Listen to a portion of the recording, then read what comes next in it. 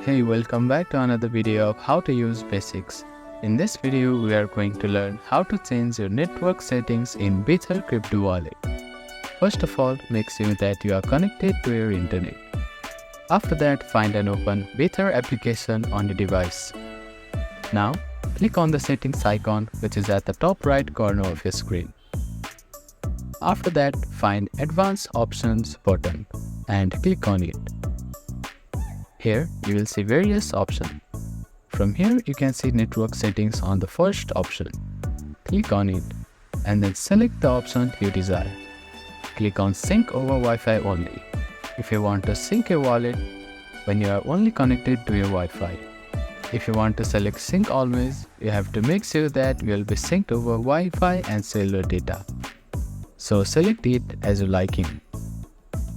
So that is how you can change network settings in Bither Crypto Wallet.